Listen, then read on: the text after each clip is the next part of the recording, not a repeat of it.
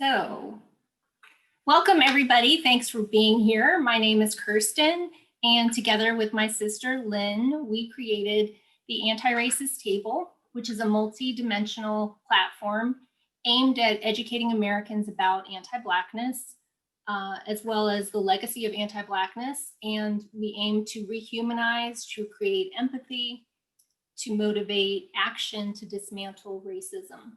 A key part of our work here at the Anti-Racist Table is to help educate Americans about the history that is quite honestly missing across American schools, missing in the federal, state, and local institutions, public and private sectors. And we are especially excited today about our guest because his work does so much to help the American people to think critically and to learn about our shared history, which is so important to understand how we got to where we are now and what we can do to try to move forward. To tell you a little bit more about our platform, we have a flagship challenge that's free. It's a 30-day challenge, and it provides a framework and a safe space to do this critical foundational work. To have to face hard facts, to have hard conversations. And it's a wonderful opportunity for parents, students, educators, everyone to do this work and to create a supportive environment because we're going to need a team of allies and champions for us to move in a direction for an anti-racist America where we have racial justice and systemic racism and anti-Blackness have been dismantled. So with that, I'm going to turn it over to Lynn for the land acknowledgement. Thank you. Wonderful. Thank you, everyone. I would like to share a land acknowledgement that is inspired by Ruth King, who is an African-American mindfulness practitioner. I would like to call on my ancestors to stand with me as I acknowledge the Native custodians of this land, Washington, D.C., Anacostan Piscataway people, those people that are named, unnamed, known, unknown, past and present. We honor all traditions and traditional custodians of this region, and we recognize their continued connection with the land, with the water, and with the community. We pay respect to the earth, whose generous resources sustain us on a daily basis. And we pay respect to the enslaved African people of this land who were bought, held, and sold here, and all of their descendants, and all of the people throughout the world that are in captivity. We pay respect to their spiritual labor, and we pay respect to the ancestors whose unwise relationships we have all inherited related to race and racism. We pay respect to our teachers and our elders, past and present and emerging, and also to the young people now today who are teaching us. We want to honor this gathering, everyone that is here, and our guest, John Biewen, for taking the energy and the time to be with us today. May we recognize that we all share an aspiration for liberation to be free in heart, mind, and body. Ashe. Here ends the land acknowledgement. Thank you. And with that, I'm going to introduce our guest. John Biewen is Audio Program Director at the Center for Documentary Studies at Duke University, where he teaches and produces the center's documentary podcast, Seen on Radio. Before joining CDS, John reported for American Radio Works, NPR News, and Minnesota Public Radio. His work has aired on programs such as All Things Considered, This American Life, and the BBC World Service. Since its launch in 2015, Seen on Radio has received more than 9 million downloads, and the show's Seeing White series was nominated for a 2017 Peabody Award. John is co-editor of the book, reality radio, telling true stories in sound. And with that, welcome, John. If you want to do your land acknowledgement, and then we'll get started with our conversation. Yes, Thanks so thank much you. for being here. Thank you both, Kirsten and Lynn. It's an honor to be here, and I'm really happy to be with you all for this conversation. And yes, I'm going to, the land acknowledgement that I'm going to read was developed by my colleague, Courtney Reed Eaton at the Center for Documentary Studies here in Durham, North Carolina. I'd like to acknowledge the Coharie, Eastern Band of Cherokee Indians, Haliwa Saponi, Lumbee, Meherrin, Occaneechi Band of the Saponi, and Waccamaw Siouan peoples whose lands include what our colonial settler society calls North Carolina. I'd further acknowledge the humanity, inherent value, and labor of enslaved Africans brought to this country and that of their descendants, and the immigrants and migrants who have and continue to contribute to the life and prosperity of American communities. So with that, thank you. Good to be with you. Lynn, do you want to pull up our first question? So your podcast, your second season podcast, which was from 2017, Seeing White is the title. And we wanted to just talk to you about what it means to see white. Yeah, what does it mean to see white? I mean, there are layers to it, right? I mean, at the most basic level, it means, I think, to acknowledge that those of us who identify as white, who move through the world being seen as white, that is a we are racialized too, right? That's a racial identity, because I think in a society dominated by white people, it's possible to feel like race is something that other people have, right? People who are not white, and that we're just humans. We're like generic default human beings, and then Black and brown people are racialized and we're not, right? So at the most basic level, it's just seeing that we do belong to a group. Now, a group that does not have biological or genetic significance, but that is a social construct that has great social and political and economic significance, because human beings gave it that significance. Namely, people who look like us gave it that significance, the people who invented this whole thing, right? So, and then there are other parts of it, like learning to get better at seeing the ways that our whiteness, in a white supremacist society, how our whiteness advantages us, how it functions in the world, how it allows those of us who are seen as white to get the benefit of the doubt in many ways and to get advantaged, right?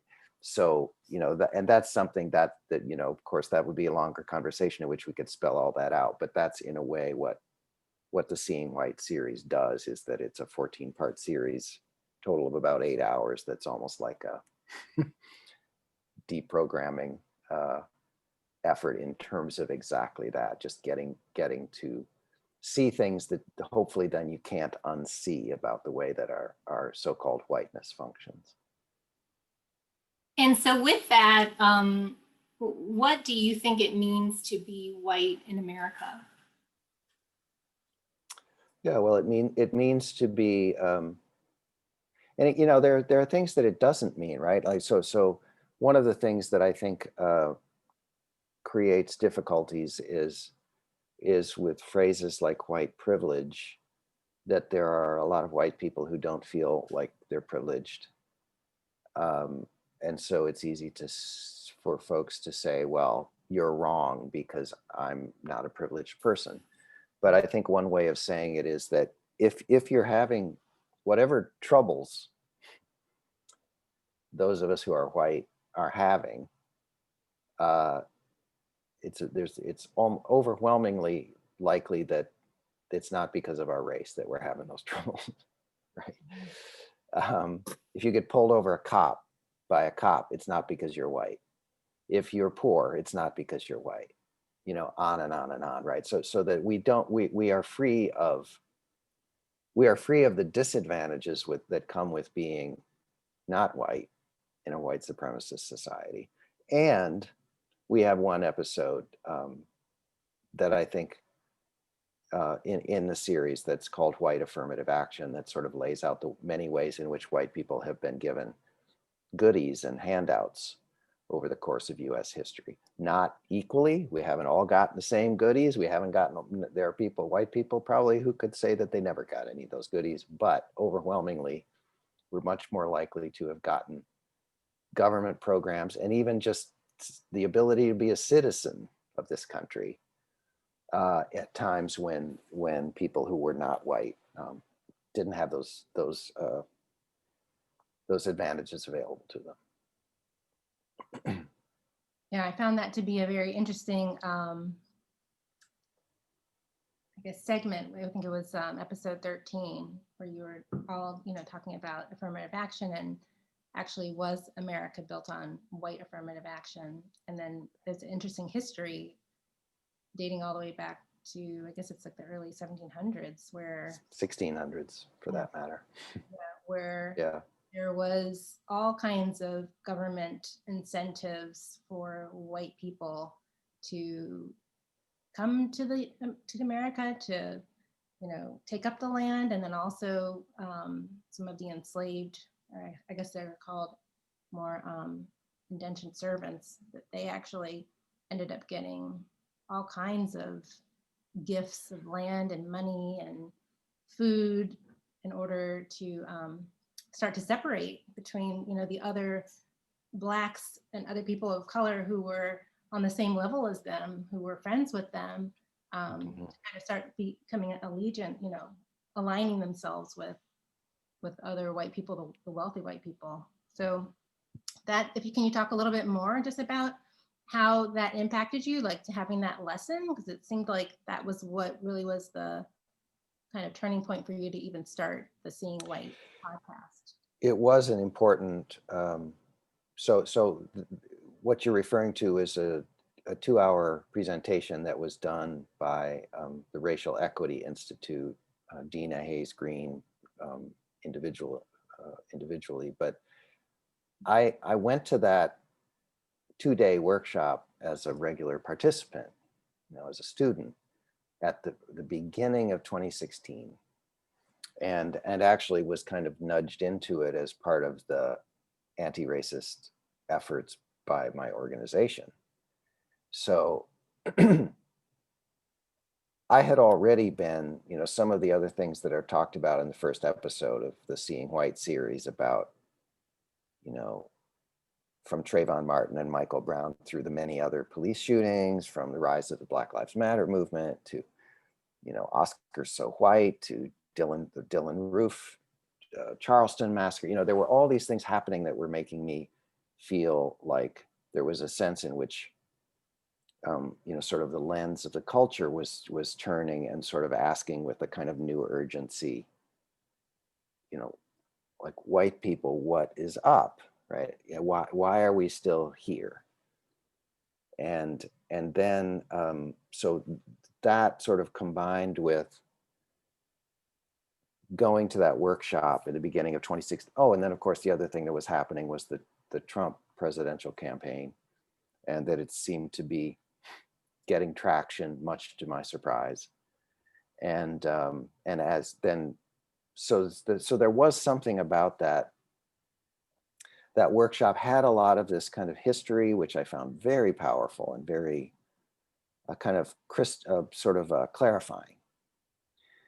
And that white affirmative action presentation was an important part of it. That was one of the most kind of tangible things that felt new in a way. Not that everything in it was new. I mean, I knew about the Homestead Act. I knew about redlining, right? I didn't maybe fully know to what extent those things advantaged almost exclusively white people, and BIPOC folks were for the most part excluded. But anyway, so there were parts of it that were factually new, parts that weren't. But I think in a way, the takeaway that did feel new to me was that I had tended to think of racism as working as a as something that disadvantages people of color, right? It creates barriers for people of color. Meanwhile, those of us who are white are free of that, and so for us, life is a meritocracy. We're out here and we're sort of free of the barriers and the disadvantages and the exploitation and all that stuff. But other than that, we're sort of earning our way. And I think that what was so felt new to me in a way was the extent to which we're also advantaged. Like we've had a whole bunch of stuff handed to us.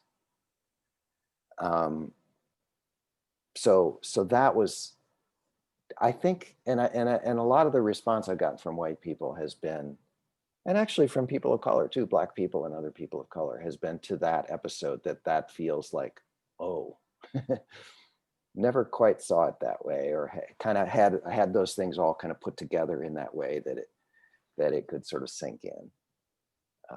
So yeah, I did find that powerful. So as I say in the podcast, that when I decided to do the series, and I knew that I went back to the Racial Equity Institute folks and said, can I come back and do the workshop again and record it and use it in the podcast? And we had a whole negotiation about that. But that was the one thing that I definitely knew that I wanted to use. That was kind of the leading thing. But then I ended up using, significant other parts of the workshop in the series, along with, of course, the other scholars and the other stories we were telling and so on. Yeah. Yeah, that's interesting. And it's also interesting how, I'd be interested to find out what your kind of response was, even just like physically and just, cognitively when you processed all of that. Like, how did you actually process and kind of like compost that information to turn it into something powerful and useful? Because there is that person that you gave a recorder to who kind of had the opposite. He kind of was kind of deflecting and kind of feeling like, oh, I didn't really get any takeaways from that. That didn't really faze me. Right. I'm not surprised by anything that I heard, reaction. Yeah, I think people are in different places, right? People have different levels of openness, have different levels of resistance, of being very, and I think I was raised in a family, and I've talked about this in a variety of contexts, but where race was talked about. And I had a whole lot to learn, and certainly had a whole lot of blind spots for much of my life, and still do. And I was raised in a very white place, which I think presented that meant I had a lot of work to do later, because it was possible for me to sort of see racism as being a problem that was over there somewhere, and it was not in my community, because basically we were all white. But I was raised being taught that there is quite a bit of racism in our society, that it's a shameful thing, that it's something to be deeply concerned about and disturbed by. And so, and then for years as a journalist, I was doing lots of reporting on race. And again, sort of gradually learning some things and maintaining some blind spots. But I think, for me, there wasn't a lot of resistance left by that point to learning something, or to feeling like, oh, it's worse than I thought, it's deeper than I thought, it's more pervasive than I thought. So I can't say that I had it's like a strong physical reaction to it or something. It was more like it was really clarifying. It was like, oh, okay, there are ways in which I'm seeing this more clearly than I was 2 days ago. But I understand, and you remember, you're referring to Dan, the man who really just was kind of unmoved by the whole thing and was very resistant and wanted to talk about, well, what about Chris Rock? He said a racist thing toward right? He wanted to sort of deflect. But there was the other person, Catherine, who was a white woman from Charlotte, who was deeply emotionally moved by it.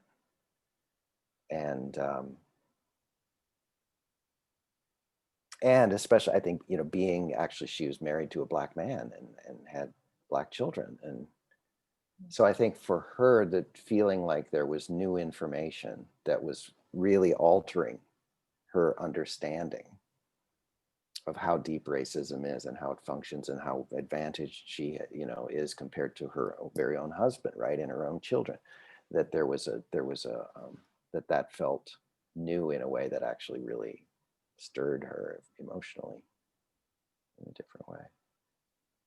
Yeah, it was very powerful, actually. Mm-hmm. So let's move on to the next one. Why do you think it's so hard for white people to do this work? That's certainly a question that you and Chandrai discuss throughout the series. As white people, we have a great investment in the status quo, in not seeing the way whiteness works or racism works. What's the Max Weber quote that Nell Irvin painter, that's from her book, The History of White People? Let's see if I can paraphrase it anyway. The people, people who are advantaged, people who are on top or privileged, fortunate, the fortunate people, I think is how he put it, need to feel not only that they're fortunate, but that they deserve their good fortune, Mm-hmm. right? That there's a reason why life has been relatively easy for me compared to you, compared to a person of color. And so, to really face not only that we have advantages that we didn't earn and that we don't deserve, but also then to take in and to really face what we've been complicit with. That's scary, right? That could be very difficult. That could come as a real blow. And I think for most people it does. So I think it takes time, and some people just aren't willing. That of course, that there's a whole lot of people who just say, oh, you're one of those self-hating libtard white people. I'm going to write you off and I'm not going to listen to this stuff at all. This is a bunch of nonsense, and leave, right? And then I think, but there's a whole spectrum where people are maybe willing to take in some of it, and then there has to be a longer journey to take it in more deeply, and also then to get to the point where it's, all of this is not just about understanding stuff. Because if that's all we're doing, then there's no point, really. I mean, not much point. It's about enough of us getting to the place where we decide we have to live differently and do something. We have to get about contributing to the change and figuring out how to do that. But yeah, we have a lot of incentives and a lot of investment in not doing that. A lot of reasons why it's easier to not do it. Yeah, Chenjerai says at one point, Chenjerai Kumanyika, my friend and collaborator on that series, media scholar at Rutgers, he said something like, at one point he says, in our society, that if white people just get up and do the most expected thing, the thing that is the least resistance, meaning just try to get a job that makes money, don't think too hard about these things, just go about your life, if we all do that, then the status quo won't change. And as a white supremacist, our white supremacist institutions will just self-perpetuate and carry on. Listening to the series, it just made me have this visual of, it's a totally random visual, but just thinking of whiteness almost as my precious with Gollum in the Lord of the Rings. It's like holding on to it for dear life. Like it's like the one thing that creates like identity and like a reason for living. Like I just feel like that is such a good comparison, because I feel like, you know, there's so many reasons why we can let go. And I mean, as a person of color, a Black person, I mean, it's easy for me to say, but I think, you know, it's so easy for white people to just put this work onto the shelf and just go about your business and not have to have it, you know, affect you on a daily basis, because you're just so comfortable in, you know, the water that you're living in, and that you just don't want to make space for anyone else, really, because you don't think it's a priority. So it's really that selfishness. Yeah, and it's easy, you know, and Robin DiAngelo, who wrote White Fragility, she talks about white solidarity. It also really reinforces that, because what that means is that white people generally are not going to hold each other accountable for not doing anything about racism. You know, we're going to be very tolerant of each other's racism, maybe, but at least we're going to be tolerant of each other, just kind of going about our lives and doing that thing, right? And not certainly going to, in fact, if you're a very active anti-racist as a white person, most white people are going to find you irritating. So that, yeah, that's another, and I think that's part of what you're alluding to, is that we have a choice about whether to be engaged in anti-racist work. We can pretty much always bail unless you get really into the work and surrounded by people who are gonna hold you accountable. Most white people can choose every day whether I'm gonna go to that meeting, whether I'm gonna speak up in the diversity and equity meeting at my workplace, you know, whether, etc. And to me, there's a parallel that goes all the way back to things like Thomas Jefferson, who I think knew very well that slavery was an abomination. And he actually wrote that in a variety of ways. But 50 years after the Declaration of Independence, in which he wrote all men are created equal, he died still owning 130 human beings, right? So and to me, I think the explanation is, yes, there were some intellectuals in Europe and in the US who were writing to him and saying, come on, man, you know better. Yeah. But most of the people around him, most of his peers, were not gonna shame him for being owner of enslaved people, right? And so I think what are the parallels for those of us now? It's not that, but it's what are the ways in which we can kind of coast, because most of the people around us are not going to call us out for not doing more. Yeah, and I guess that's the question is, you know, is it something that white people recognize that there's actually a legacy, an inheritance of dehumanization for white people as well, that, you know, kind of, it's kind of the elephant in the room where no one's talking about that, but actually there's healing that needs to be happening with, you know, that trauma and that legacy for whites as well. Hopefully that's the encouragement to get this work you know, front and center for most people. But again, you know, we're not seeing it. It's amazing how, you know, go and look at the exit polls of the most recent election to see that, what was it? I think like 18 or 20% of white people voted for Biden. It was a majority Black folk. No, it was a lot more than 18 or 20%. It was actually like 52 to 45 or something like that voted for Trump.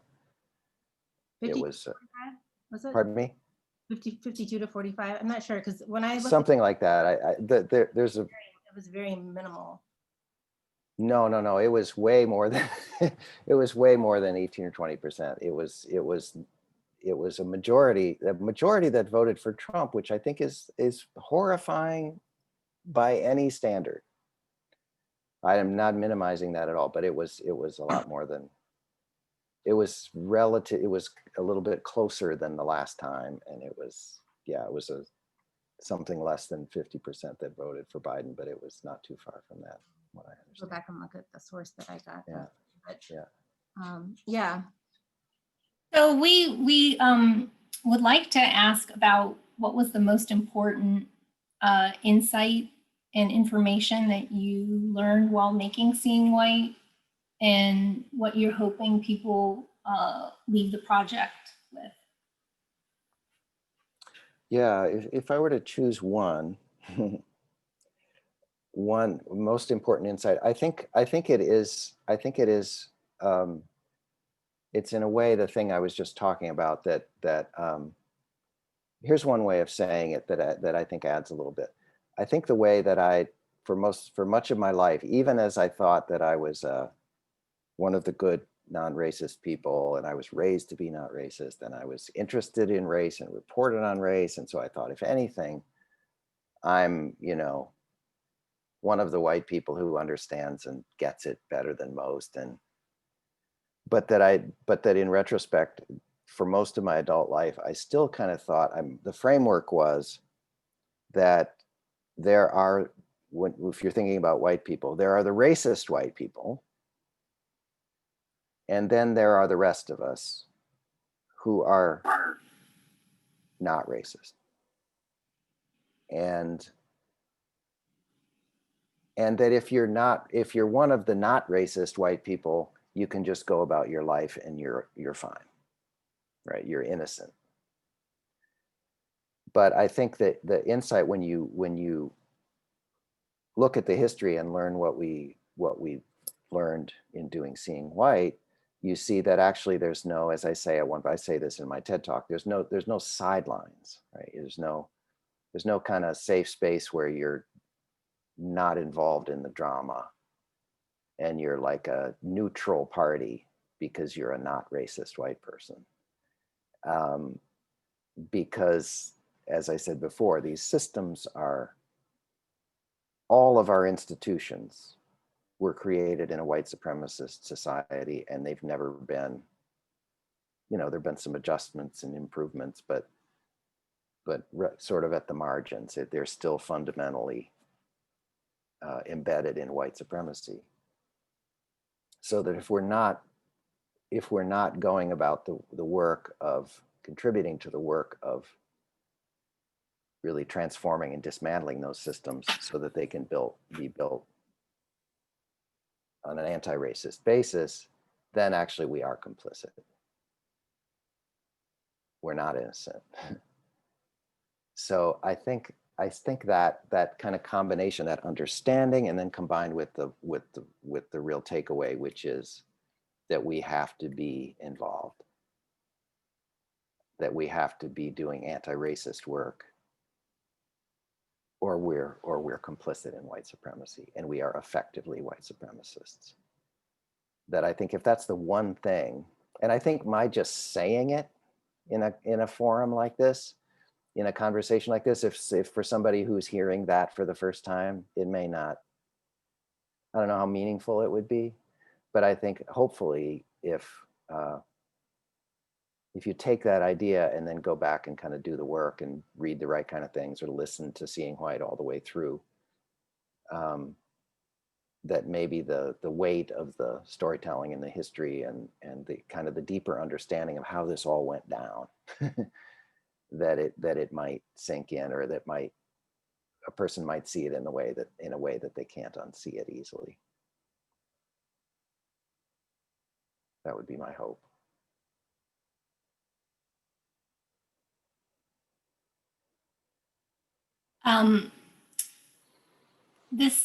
This next question, the question of America's true dominant character, is one that you and Chenjerai Kumanyika wrestle with in Seeing White. And in your most recent season of Seen on Radio, season 4, entitled The Land That Never Has Become, which is all about democracy. In your last episode for that was in June 2020. And at the time, the racial reckoning was really fully underway. And now we're post 2020 election. What can you say about the state of our democracy now? Well, I appreciate the question, because it's, and I'll say this in this context, it's top secret, but Chenjerai and I are working on a bonus episode that we're hoping will come out. I don't know. I'm hoping maybe early next week. As I see somebody in the chat, which really addresses this exact question. So I've been thinking about it. What can you say about the state of our democracy now? I guess what I would say is, a central point of season 4 is that anti-democratic forces have been present and very, very powerful in the story of this country from the beginning right up until the present, right? That we are not the exceptional, wonderful democracy, shining democracy that we tell ourselves we are, and that most of us learned about in high school, and that goes right from the so-called founding fathers up through the 19th and the 20th century and to today. So, including most of the most powerful people have been have had a great deal of doubt about whether they actually wanted democracy, and in many cases have made sure that we don't have too much democracy in this country, right? So that's kind of the story we tell. So look at the last few weeks. I mean, in our lifetimes, I would say we've never seen a moment where it's been so brazen that a whole bunch of powerful people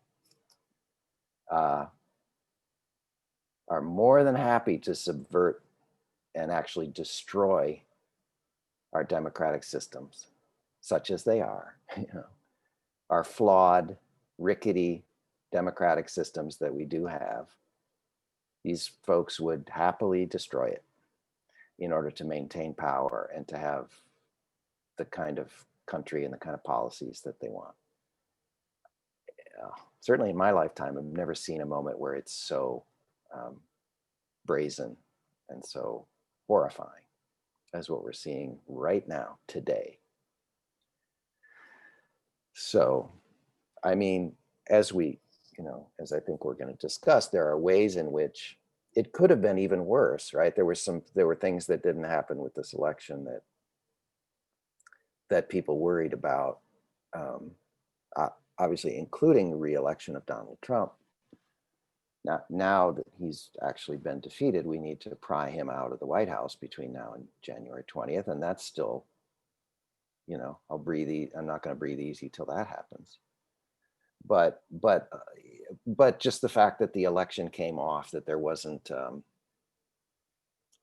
huge disruption, whether it be Russian hacking, creating chaos, or violence and voter intimidation at the polls. There were things that people worried about, right, that didn't happen, thank God. And that the election seems to have basically been free and fair. And although there was a lot of voter suppression, enough people voted and their votes were counted, and you know, so that we kind of held this thing together for the moment. But we're in deep crisis is the short answer to the state of our democracy. It's in acute crisis. We say in the at some point in the season 4, I think I talk about there are chronic crises and there are acute crises, and we've got both. We've got a 240 some year chronic crisis of American democracy, and we've got an extraordinarily acute one right now. For sure. And, I want to say just the question of our democracy, I feel like is one thing that really caught me by surprise, just because I think as you show so well in these podcasts, the narrative of the America with its ideals and its values and this idea that we just are never living up to those ideals and values and principles versus it's always been about power and wealth. And we've had this class division from the very beginning. And it almost seems like it's so entrenched that we can't ever escape that, that from 1618, when the indentured white servants were given their 40 acres and their money. It just seems like we're at a point. I'm not sure how we get past that. Well, I'm not sure either. I do think, though, I mean, it's a deeply troubling time, and I'm afraid that the longer term result, in particular of what's happening now, where the president of the United States and basically most elected officials in his party, the party itself, and of some very powerful right-wing media that have huge audiences, are all completely undermining the legitimacy of this election and basically saying that the election was stolen. The Biden administration is going to be illegitimate. I mean, where we go from that, if I don't know, what are we going to have 30 or 40% of the country believing that? It's really, really disturbing. In my more hopeful and optimistic moments, there have been people that have pointed out that, I mean, I also think it's true that in my lifetime, we've never seen, or at least since the 1960s, we have never seen the kind of movements that we're seeing now. We've never seen the kind of energy for deeper change, and the number of people that we have now who see some of these things, who see how deep our problems and our crises are. So I don't know. I don't know what.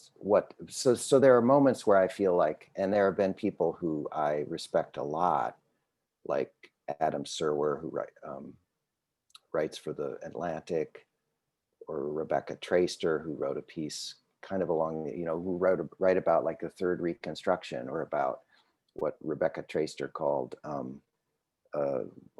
something like, what was it, a massive modern progressive movement that we haven't seen in decades. So that there's, to the extent that we can sustain that energy, there could also be reasons to be hopeful. Let's put it that way. But I don't know. Not looking so great right now. But that does segue into, you also talked about, it's not just about people understanding this history. And, our question is, how do we move beyond the conversation to action? And we actually have a question in the Q&A that's very, I think, similar to that. So I'll just read that so we can lump it together. How do I encourage my white neighbors, family members, colleagues who are more ignorant than I to open themselves to discussing these things with me. It's currently unclear that just because people share a view, they're in any way ready to hear a contrary opinion. I don't mind the awkwardness necessarily, but how can I approach it in a way to have some chance at success and being heard? Yeah, what a great question. Um, well, so here's the kind of hard answer to that question. For me, when I feel like people are just totally not ready to engage or to really listen or to be persuaded about anything or to acknowledge that they may not, right? I mean, there are a whole lot of people who I think are not, I'd say it, not reachable. At least it would take such a Herculean effort. There's such a chasm in even just the facts that people have about the world, and that it's not a good use of our time to bang our heads against the wall with some folks. In part because I think the comforting part of that of that of that answer is that we don't need everybody. We don't need all the white people to become woke anti-racists in order to make real change. We just need enough of us. Now, how many is enough? I don't have a figure to give you for that, right? But in a country that's what, roughly 60% white at this point, and where 90% of Black people are ready to vote for change, and 60 or 70% of Latinx folk, right? And so that a progressive movement that's going to change society in a substantial way needs some white people, but it doesn't need, I don't think, anywhere near all white people. So that's that's another piece of the answer. But to spend a little more time. So the questioner wasn't necessarily talking about people who are just like hardcore, conservative racists, not going to listen to, I guess I think the kinds of conversations my friend and colleague Celeste Headley, who was my collaborator on the Men series, our series on patriarchy on the show. She's writing a book right now about how to have conversations about race. And her book's not out, but she and I have talked. And and I think this is a way too simple. But I think an important thing is to see, to find ways to listen, right? To find ways to get people talking, and to listen to them first, and to take them seriously, and not to just kind of lecture at them, but then to try to see if it can be if it can be more of a give and take and a dialogue. And well, here's what it looks like to me, but with a level of, with people who are at least somewhere in the middle, who you think might be able to be, to be brought along, and to some extent to have that kind of a conversation with them. I like, at some point in the podcast, you said, for whoever's listening to tell 3 friends or 3 people about seeing white. And I think that's something people can do, is the more people who are educated about this. And I'll tell you, with our challenge, we've heard from people that it gives them sort of the material so they don't have to actually bring it up themselves. So if you can get a group of people who wants to do the podcast and do the study guide or do our challenge, those kinds of things, it provides a container to bring up these issues, because somebody else has already done the hard thing of bringing up the topic, and they can kind of just react or commiserate or Yeah, I mean, if someone is willing to do something like, read a couple things or to listen to a few podcast episodes, or I mean that's a good sign, right? And a lot of people won't, right? But those who will begin to engage in that kind of way, and at least take in some information and be, you know what, to kind of reinforce what I was saying earlier about I have come to feel clearly that the people who are going to be reached by something like Seeing White are the white people, are going to be mostly, there's a way in which you could say, well, you're preaching to the choir, right? Because the people who are going to listen to that series are going to be people who are already relatively progressive on race, who see themselves as not racist, don't want to be racist. But I take solace in the idea that the choir has a lot to learn. And that even if that's true, right, that I still hear, in the same way that for somebody like me, there were these lessons that were like, whoa, this really feels new, even though I felt like I knew quite a bit about race, right, and racism. And that it might change, it might move me to get involved and do something that I wasn't doing before. That if it can have that effect on a significant number of people, that's great. That's what we can hope for. And almost to reinforce the point, literally in the 3 years since Seeing White came out, and I couldn't tell you how many people I've heard from, whether on Twitter or iTunes reviews and things like that, emails, that people who have found it meaningful and impactful. Literally once I got an email from a young woman who said, my Trump voting father listened to Seeing White and is sort of underwent a conversion experience, and I just can't, and I'm crying and I can't thank you enough, right? That's one time that I heard anything like that. So I don't really even sit here aspiring, like to reach all the white Trump voters, honestly. But we don't need to. Well, and like you said,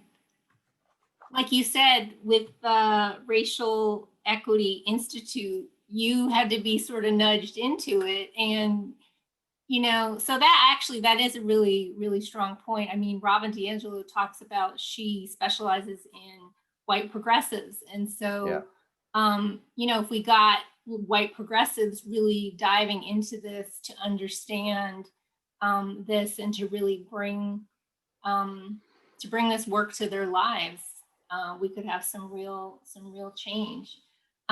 We're almost out of time, and I just want to make sure that is there anything that you wanted to say tonight, or you wanted to talk about that we haven't covered? Not really. I feel like we've really touched on the key ideas that I usually like to try to get said, and your questions were very good, and they were going right to the heart of things as far as I'm concerned. Yeah.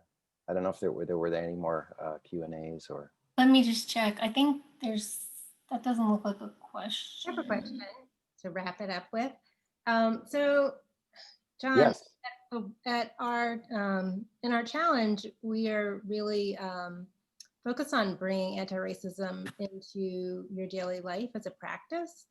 And so, as someone who's striving to be anti-racist, what kinds of things do you do, or could you recommend to other people who are also striving, that you feel are just little things that you can do in your daily life that bring anti-racism, the lens of that, into focus? Yeah. Well, I guess what comes to mind first is that we have an effort ongoing in the place where I work, that and I mentioned that. So in 2015, our director at the Center for Documentary Studies was basically saying, I want everybody to do one of a couple of anti-racism trainings, and so that's what led me to do the Racial Equity Institute workshop. So it's the point being that it's not new in 2020, right? But at the same time, there have also been some things that have happened in the last 2 or 3 years at the center that have kind of ramped up the sense of urgency, including some of our BIPOC colleagues really calling out. The Center for Documentary Studies is like a lot of educational and nonprofit organizations. It's always been led by white people. It's predominantly white staff, and in a city that is not even majority white. You know, Durham, North Carolina is about 40% white, 40% black, large, you know, Latinx and a bunch of other folks, right? So it's always been, so it's a place that has, that in its own way has expressed and been built on white supremacy. So that acknowledgement, and we have a really robust, actually, efforts ongoing, not only in terms of diversity and equity within this, you know, diversifying the staff and stuff like that, but really working in caucus work to address the culture of the place and to make it a safe and comfortable place for everybody to work eventually, because the message has been that it hasn't been that.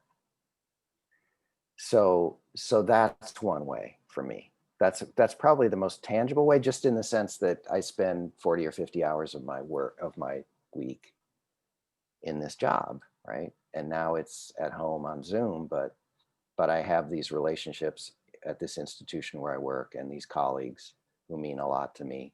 And so just really deciding that I'm going to be as active in that work and try to be as positive a force as a, you know, white male in my 50s as I can be, when it would be easy to, you know, to just be kind of inert, and also to kind of show up and sit there but not really give my heart and my soul to it. So among the other things that I could talk about, you know, there's larger ideas about, you know, like how you vote, what are there ways that you can plug in your community or something, but that's the most tangible answer that I can give right now for me. Thank you. And that's huge, you know. I did a talk just last week for a conference of the American Bar Association.